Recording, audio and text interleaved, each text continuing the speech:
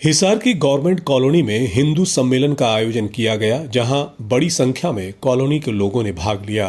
सम्मेलन का उद्देश्य समाज में हिंदू जागृति और एकता को मजबूत करना रहा। कार्यक्रम के दौरान मंच से कॉलोनी वासियों से अपील की गई कि वे समाज में जागरूकता बढ़ाएं और हिंदू संस्कृति व परंपराओं को आगे बढ़ाने के लिए सक्रिय भूमिका निभाएं। इस अवसर पर भक्ति भाव से ओतप्रोत भजनों की प्रस्तुति भी दी गई, जिसने पूरे वातावरण को भक्तिमय बना दिया। भजनों पर उपस्थित श्रद्धालु भी भाव विभोर नजर आए। वक्ताओं ने अपने संबोधन में हिंदू जनसंख्या को लेकर चिंता भी व्यक्त की और समाज से एकजुट होकर आगे विस्तार और भविष्य की पीढ़ियों के लिए जागरूक रहने की अपील की। कार्यक्रम के अंत में समाज की एकता और सांस्कृतिक मूल्यों को मजबूत करने का संदेश दिया गया। मैं ये कहता हूँ कम से कम 5 बच्चे पैदा करो, और ये कहते हैं वह कॉन्वेंट स्कूल में कभी बच्चे को मत भेजो। आप सक्षम हो तो गुरुकुल में भेजो। गांव में या नजदीक है जहाँ भी गुरुकुल दिखा आपको, वहाँ भेजो अपने बच्चे को, और नहीं तो अपने सरकारी स्कूल में भेजो। मैं खुद, मेरे 5 बच्चे हैं, मेरे 5 बच्चे हैं। 2 मेरे गुरुकुल में पढ़ते हैं, 1 मेरे सरकारी स्कूल में पढ़ते हैं, 2 और छोटे हैं। इसलिए मैं सभी सनातनियों से यही बोलता हूँ, आग्रह करता हूँ कि वे ज़्यादा से ज़्यादा बच्चे पैदा करें और अपना शिक्षा पर विशेष ध्यान दें। गुरुकुल पत्ती होगी ना, उसमें नहीं बच्चा आर्थिक और मानसिक कभी भी कमजोर नहीं होगा, और वो ताकतवर भी होगा। राम भद्राय रामचंद्राय वेद से रघुनाथाय नाथाय सीताया पते नमः। देखिए, मेरा प्रवास लगभग अब बार रहता है। कल मैं अयोध्या से आया हूँ और दिनेश जी का फोन आया कि भाई आपको आना जरूर है।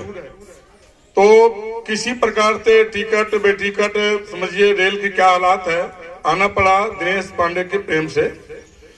हम सोचते हैं, अभी मुख्य वक्ता जी ने कहा कि भाई आपको समय थोड़े लेना है, चलिए थोड़े में हम बोल देंगे। हिंदू सम्मेलन की आवश्यकता क्यों हुई? क्योंकि हम कम हैं। अभी मुख्य हमारे पीछे वक्ता बोल रहे थे, तो मैं तो यही कहूंगा कि यदि आप 4-5 बच्चे पैदा नहीं करेंगे तो जो अर्थी में 4 जाते हैं ना टांग करके स्मशान घाट, तो ले जाने वाला कोई नहीं मिलेगा। इसलिए अब किसी को सेवा करना है, डॉक्टर बनना है, इंजीनियर बनना है, किसान बनना है, मास्टर बनना है, मंदिर में पुजारी बनना है, कौन बनेगा? अयोध्या कहलाते हैं कि मंदिर में पुजारी के लिए पुजारी नहीं मिल रहे पूजा करने के लिए।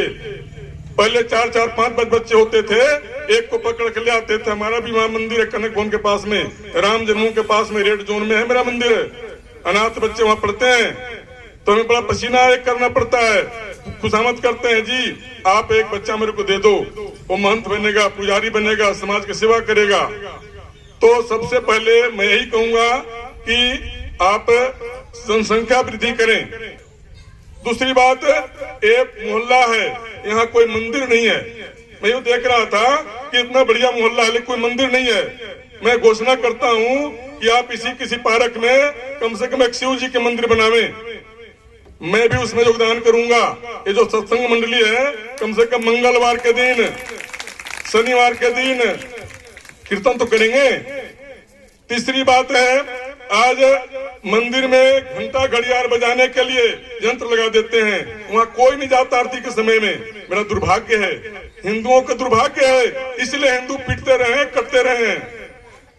तो मैं तो निवेदन करूंगा कि कहीं आपके नजदीक मंदिर हो, आरती के समय में कम से कम मंगलवार के दिन, शनिवार के दिन, जब प्रतिदिन हो, जरूर जाइए। जानते हैं, एक छोटा सा क्रिश्चियन का चर्च है, इतवार के दिन जाके देखे कितनी भीड़ होती है। लोहरिया चौक पे एक मस्जिद है, पहले कितने थे, लाइन लग जाती है। हम ध्यान नहीं करते हैं। हमारे सारा रिपोर्टिंग जो हम कितने संख्या में कितने हैं बटे हुए हैं, हम तो कहते हैं जात पात की करो विदाई, हम आपस में भाई भाई। अरे मेरा खून लाल है और आपका खून काला है क्या?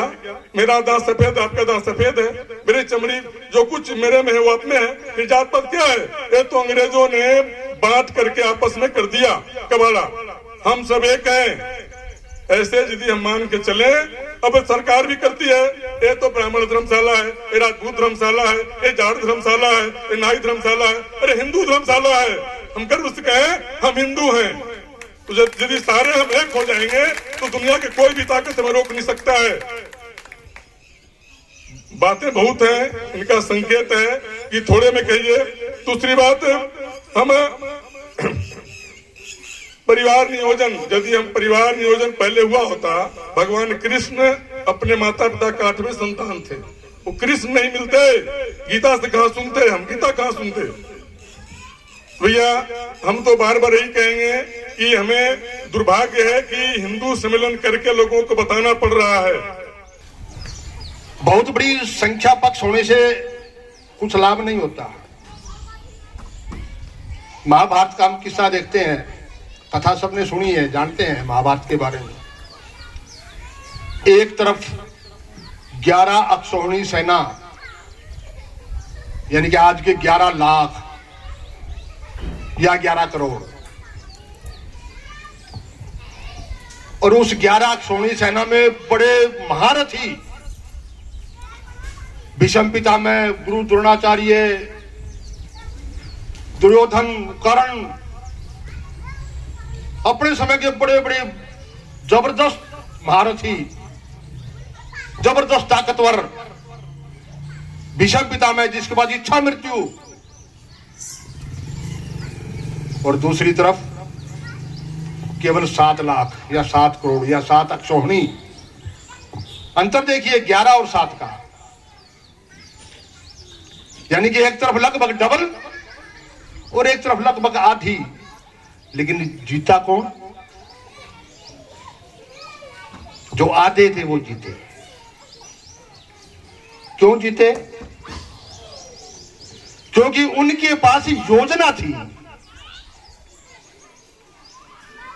अपने युद्ध को उन्होंने योजनाबद्ध तरीके से लड़ा। सबका एक दूसरे के ऊपर परस्पर विश्वास था। दूसरी तरफ महायोद्धा होते हुए भी उनके पास कोई योजना नहीं थी। एक व्यक्ति को योजना बनाता था तो दुर्योधन और शकुनी उस योजना को तोड़ देते थे। तो जीत होती है योजनाबद्ध तरीके से काम करने। हमारे यहाँ पर हिंदू सम्मेलन का आयोजन किया गया। यहाँ पर हमारे हिसार जिले के माने जाने लोग पधारे हैं और इन्होंने अपने देश के बारे में और हिंदुत्व के बारे में बताया है।